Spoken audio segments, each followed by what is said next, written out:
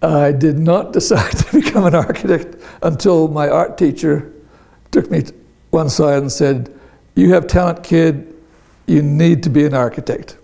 And the doctors I was living with, my mother was working in a clinic, I wanted to be a doctor because of being around them. And they said, "Look, we know you've got talent, you ought to apply yourself to where your talent is."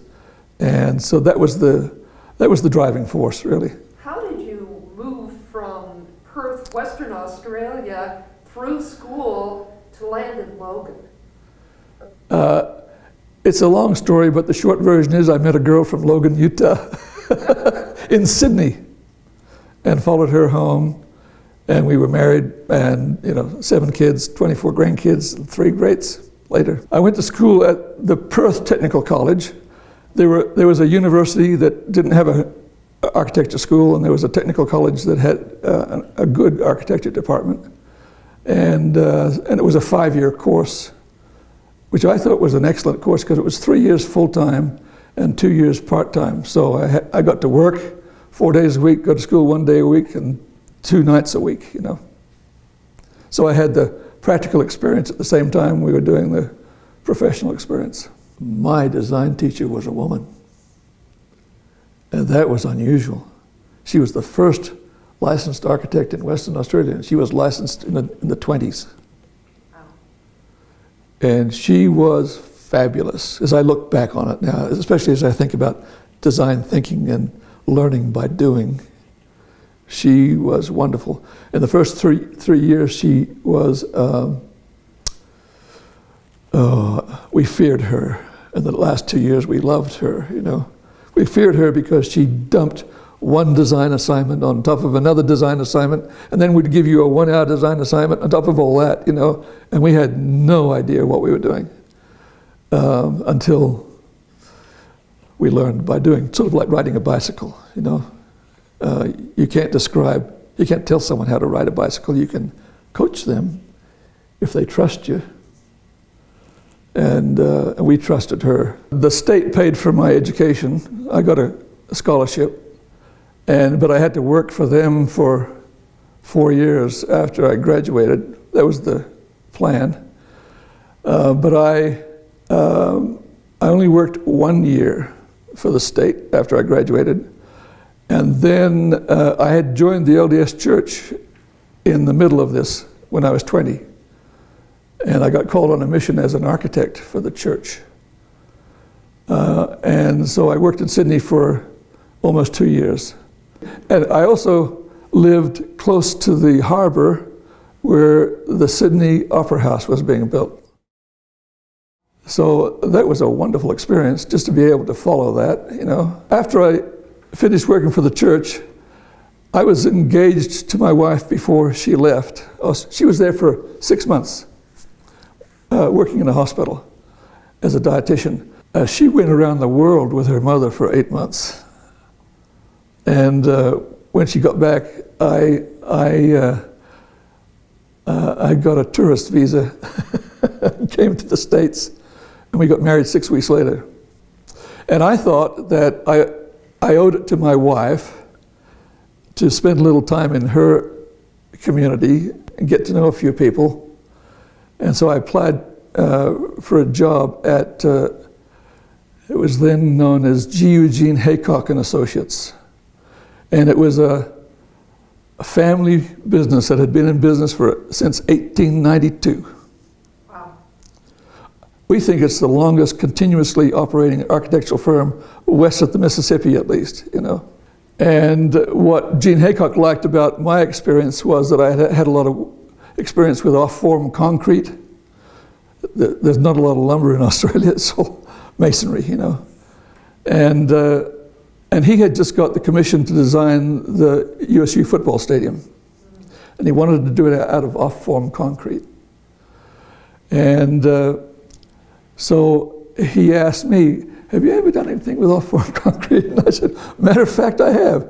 My last job with John James in Sydney, I was doing a beautiful office building for the Reader's Digest Association, And anyway, he hired me on the spot. And I started working on the football stadium, which was an interesting introduction to architecture in the United States for a university.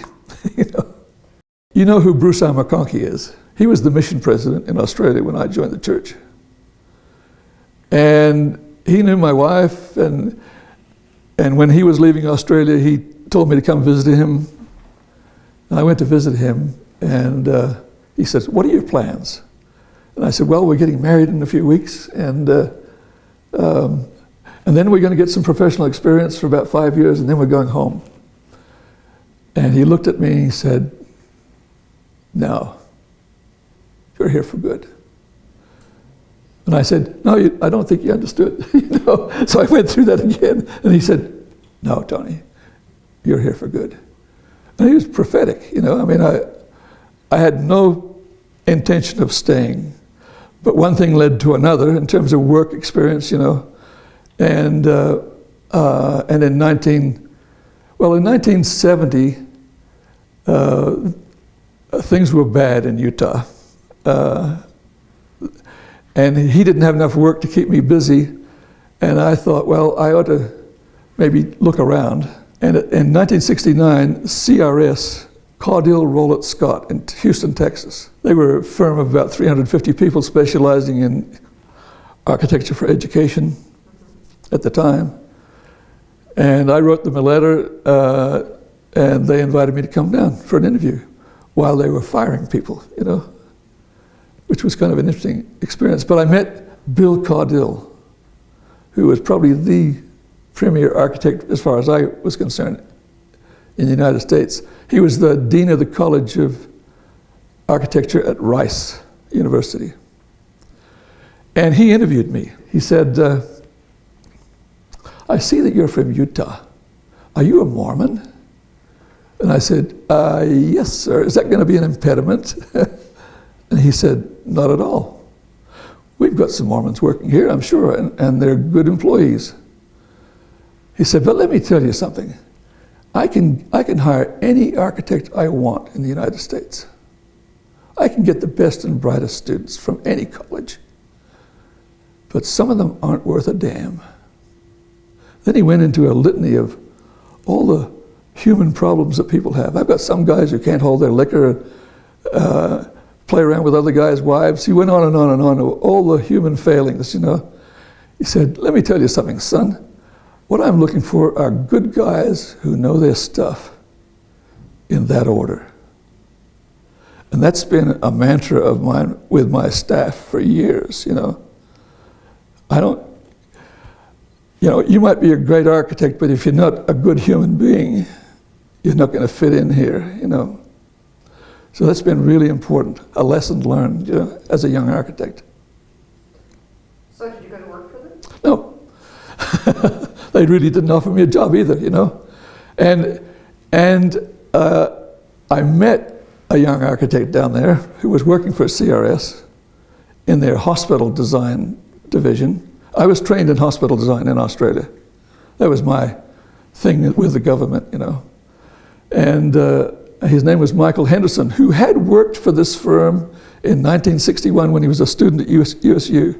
And he went off to Rice and got a degree in architecture and was hired by Bill Caudill, But he and I decided that we would try to make a healthcare design firm in Utah work.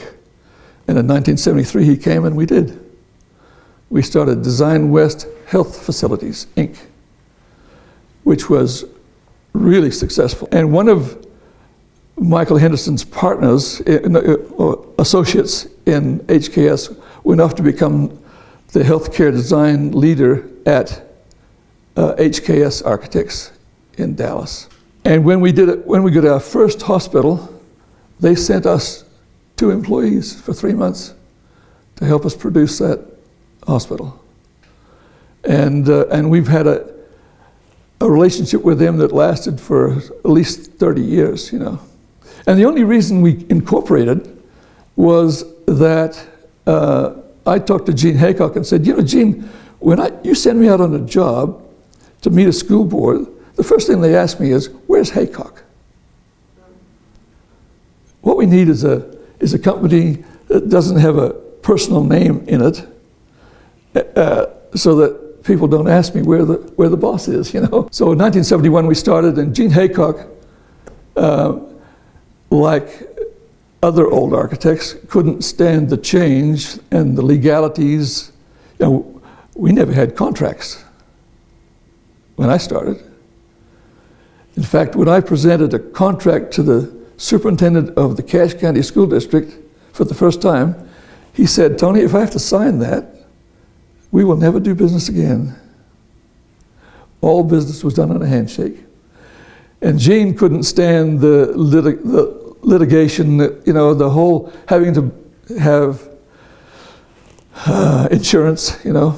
He couldn't stand it, and in 1975, he was offered the job to be the district architect for the Cache County School District, and he took that job.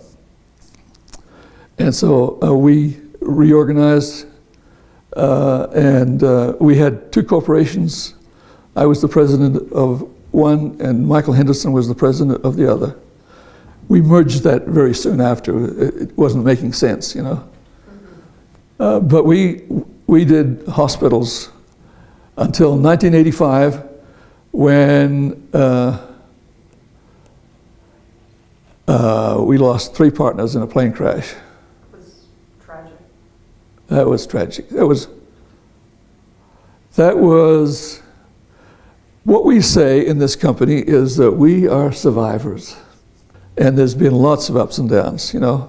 But 1985 was really hard, followed by 1987, which was another downer in the economy. But the thing that happened in 1985, when we lost our partners, was the day after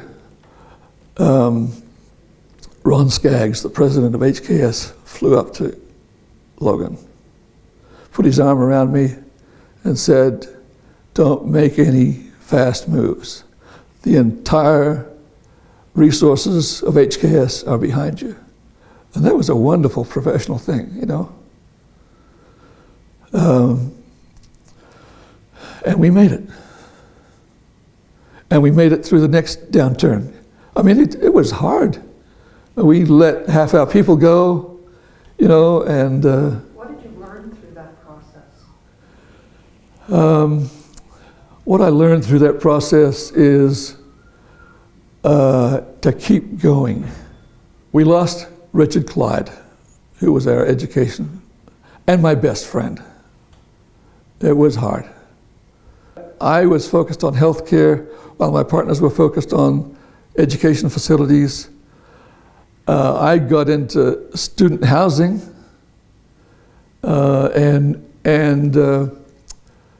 positioned ourselves to do the 2002 Winter Olympic Village, which then was the biggest project ever awarded by the state. And from there, we got into, after that, we got into military housing. We did $500 million worth of military housing across the United States with a local developer, contractor, with whom we won design-build contracts for the military, for the Air Force. That was an interesting period. And we associated with a local architect by the name of Keith Bennett, who I love. Keith Bennett and I got into university housing big time. Did a lot of work. And one day, we were invited to Colorado Mesa University. It was Mesa State College then. And Keith and I made a presentation, and we got selected. And we worked for them for 11 years. And we did a lot of student housing and classroom buildings for university work. Tim Foster, who is an attorney. He's retired now. But that guy was amazing. And he was demanding. He was scary to work for. But we kept being invited back and back. He just told me, Tony, you just have to keep your nose clean and we'll keep using you. And when I told him I was going to retire, he said, no, would you be my campus architect? Pro bono. And I liked him so much, I said yes. And so I was see, the human relationship was such that it was good for Design West, and they paid me to be the campus architect, essentially. I mean, they paid for my time, and he paid for my expenses. And then I retired, and he didn't pay for my time, but I was more than happy to do it. I continued for another 2 years, during which time, and this is fascinating to me, one of his vice presidents gave him an article about design thinking.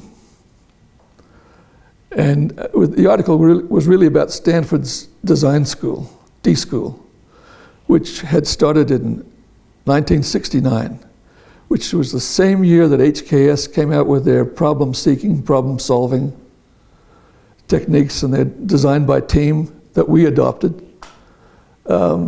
So 1969, turns out, was a formative year in architecture for me. 1970, I went down there to interview, and 1973, stole one of their top design architects. And so Tim Foster asked me, what's this design thinking about? Tell me about it. And I said, okay, but before I did that, I flew down to Stanford and spent a day in the design thinking lab, which was fascinating. There was not a single computer there. It was all about learning to collaborate and cooperate and communicate verbally and graphically, right? I was blown away. I mean, that's how I learned architecture. You know, that was 1985, first school which we produced completely on the computer using CAD. And that was when it all left me behind, right?